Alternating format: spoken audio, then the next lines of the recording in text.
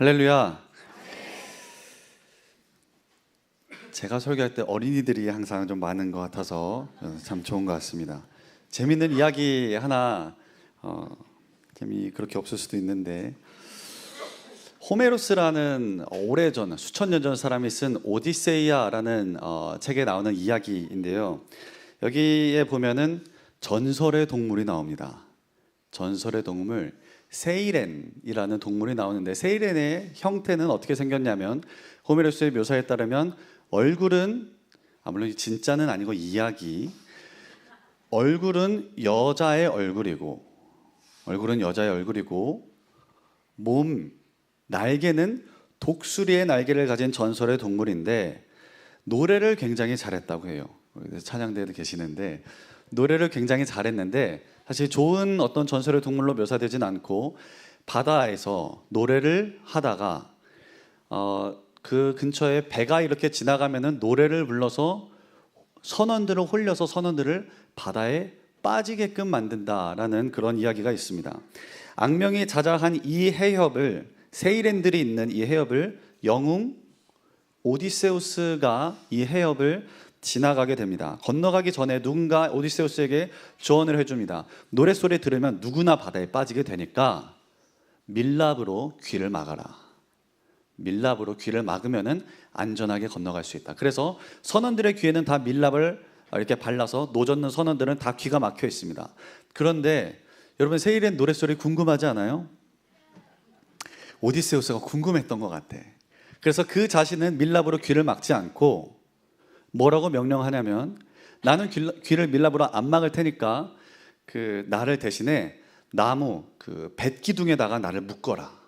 밧줄로 나를 묶어라. 만약에 내가 선장으로서 내가 이 밧줄을 풀어라 라고 얘기를 한다면 나를 더 꽁꽁 묶어라 라는 명령을 내려놓고 드디어 이 해협을 지나갑니다. 지나가니까는 어디선가 세이렌의 노랫소리가 들려와요. 근데 선원들은 귀가 막혔고 오디세우스만 듣습니다. 오디세우스가 어떻게 반응했을까요? 이 밧줄 당장 풀어라. 당장 풀어라. 나 바다로 뛰어내리겠다. 의지가 그렇게 강한, 굉장히 지혜로운 사람으로 묘사됨에도 불구하고 나 이거 풀어라, 뛰어내리겠다고 하니까는 선원들이 발버둥 치는 선장을 보고 어떻게 행동했을까요? 오히려 더 꽉 꽁꽁 묶어서 그 해협을 안전하게 지나갔다는 그런 이야기. 이제 재미있는 이야기는 끝났고, 이제 이걸 오늘 말씀에 좀 적용해서 생각을 해보면, 여기에 앉아있는 우리 어린이들도 앉아있는데 우리 어른들까지 포함해서 아무도 하나님의 말씀을 지키고 하나님 뜻대로 사는 게 자연스러운 사람 혹시 있으실까요? 나 하나님 뜻대로 살고 나를 이렇게 막 뺨 때리고 하는 사람, 다른 쪽 돌려다니는 나는 너무 좋아요. 나 좀 있으면 나와보시면 한 대 때려드리게. 그런 사람은 없습니다.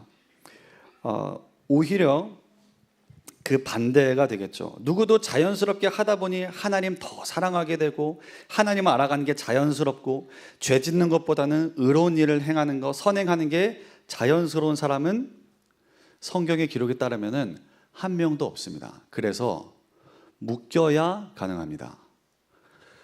어떻게 하나님에게 묶일 수 있습니까? 그 대답을 오늘 여호수아서는 이 말씀으로 대답하는데요. 영혼의 생명의 밧줄과 같은 하나님의 말씀으로 우리 자신을 이 말씀이란 줄로 하나님에게 묶을 때에만 우리가 안전하게 이 인생이라는 항해를 지나갈 수 있습니다. 오늘 말씀에 보면 세 가지 단계가 나오는데 짧게 해보도록 노력은 해보겠습니다. 첫째, 하나님 말씀을 읽는 것. 성경에는 오늘 말씀에 묵상하는 것, 묵상한다는 것은 깊이 생각하면서 중얼중얼하면서 읽는다는 뜻이고요. 두 번째, 그 말씀대로 행동하는 것. 마지막으로 세 번째, 평탄하게 되는 것. 이 세 가지가 나오는데 이 순서가 중요합니다. 먼저 말씀을 읽고, 그 다음에 그 말씀대로 살고, 그러면 하나님께서 평탄하게 하신다, 축복을 주신다. 처음에는 내가 하나님의 말씀을 지키지만 나중엔 이 말씀이 오히려 나를 지켜줍니다. 그런데 우리는 종종 거꾸로 찾습니다. 하나님, 나를 축복해 주세요. 하나님 나 이거 저거 되게 해주세요. 잘 되게 해주세요. 평탄하게 해주세요. 평안도 주시고 지혜도 주시고 성공하게 해주세요. 그러면 제가 말씀대로 살아볼게요. 그러면 제가 말씀도 읽겠습니다. 그러면 제가 예배도 드리겠습니다. 우리는 좀 거꾸로 생각을 하는 것 같습니다. 오늘 이 말씀을 자세히 보면은 그 안에 기록된 대로 다 지켜 행하라. 이 율법책을 내 입에서 떠나지 말게 하며 묵상해서 그 안에 기록된 대로 다 지켜 행하라 사이에는 생략된 단어가 있는데 히브리어 원어 성경에 보면은 무엇을 위하여, 즉 하나님의 말씀을 지키기 위하여 이 말씀을 묵상해라 라고 우리가 해석을 할 수 있습니다. 재밌는 이야기는 아까 끝났다고 했으니까 여러분이 아무리 하나님 뜻대로 살려고 의지를 가지고 이를 악물어도 말씀을 묵상하지 않는다면 하나님 뜻을 내가 그 뜻대로 살아갈 수 없다는 것을 성경은 이야기를 하고 있는 겁니다. 우리의 영적인 힘이 어디에서부터 공급이 되는가? 하나님의 말씀을 묵상하는 것. 오늘 저녁들 다 드시고 오셨죠? 밥 먹을 때 꼭꼭 씹어 먹을 때, 얘들아 잘 들어라, 밥 먹을 때 꼭꼭 씹어 먹어야 소화가 잘 되고 속이 편안해서 튼튼하게 건강하게 크는 것처럼 하나님의 말씀을 꼭꼭 씹는 것을 어려운 말로 묵상한다고 합니다. 하나님의 말씀을 깊이 생각해 볼 때에 그 말씀대로 살아낼 힘이 나오지, 그렇지 않으면 살아갈 수 없습니다. 세 가지 이야기했는데요. 하나님의 말씀을 읽고 묵상할 것, 그 말씀대로 살 것, 이 두 가지가 우리가 해야 하는 일이고, 여기까지 했을 때 하나님께서 우리에게 주시는 게 있습니다. 그게 그리하면 내 길이 평탄하게 될 것이며 내가 형통하리라. 어디로 가든지 뭘 하든지 평탄하게 되고 형통하리라. 인생에 걸어가는 길에 평탄하게 되고 형통하게 되는 건, 그러니까 잘 되는 건 사실 우리 능력 바깥의 일이라고 할 수 있습니다.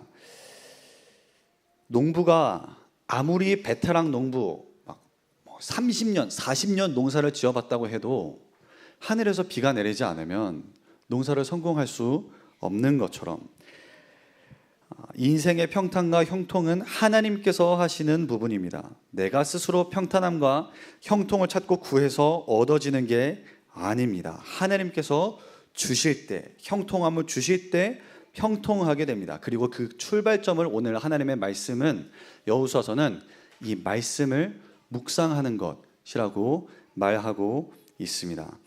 오늘은 특별히 말씀의 가정 세우기, 제자학교 수료식, 앞서서는 세교 수료식 세 가지를 했는데요.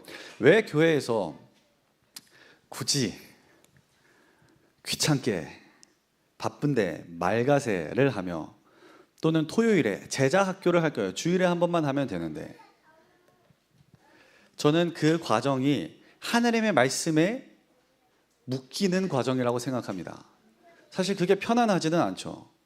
말가세 한 부모님들 말고 자녀들에게 물어보고 싶어요. 그게 정말 너무 좋았었는지, 재밌었는지.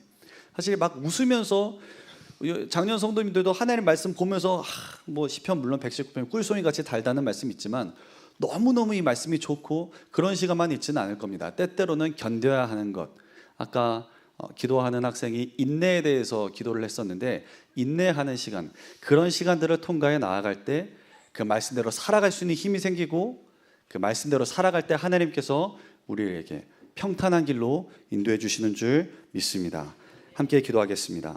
하나님 아버지, 날마다 하나님의 말씀을 주야로 묵상하며 우리 입에서 떠나지 않게 하여 주시고, 이 말씀대로 잘 지켜 행하게 하여 주시옵소서. 그래야 해서 하나님께 인정함을 받는 하나님의 형통하심, 그 형통케 하시는 은혜가 우리 모두에게 함께하게 하여 주시옵소서.